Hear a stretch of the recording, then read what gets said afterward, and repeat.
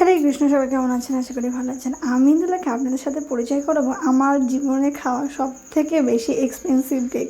আর আমার নিজের হাতে বানানো এটা ভগবানকে ভোগ লাগানো, বুঝতেই পারছেন কতটা বেশি এক্সপেন্সিভ।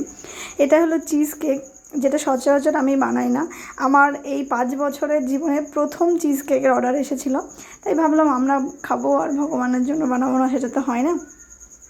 অন্যের জন্য বানালে নিজের জন্য একটা বানাতে হয়। তো ভগবানের জন্য এই কেকটা বানিয়েছিলাম। সত্যি কথা বলতে এটার টেস্ট এত সুন্দর, মানে আপনাকে ভাষায় প্রকাশ করতে পারবো না। মানে কারা কারা এই চিজ কেক খেয়েছেন কমেন্ট সেকশনে জানান। আর বাড়িতে একবার ট্রাই করে দেখবেন, এটা অসম্ভব ভালো হয়। কেনার থেকেও আমি বলবো এটা বাড়িতে ট্রাই করলে বেশি ভালো, কারণ কেনাটা অনেকটা এক্সপেন্সিভ।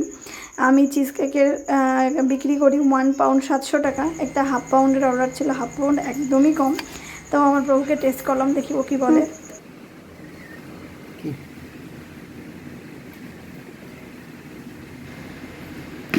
কি জিনিস এটা?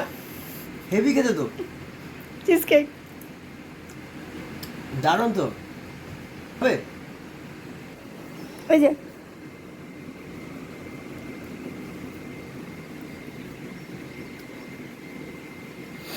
খুব সুন্দর। এরকম কেক কোনোদিন খাইনি, খেয়েছিলাম মায়াপুরে একবার এরকম কেক, কিন্তু তখন বুঝতে পারিনি যেটা চিজ কেক।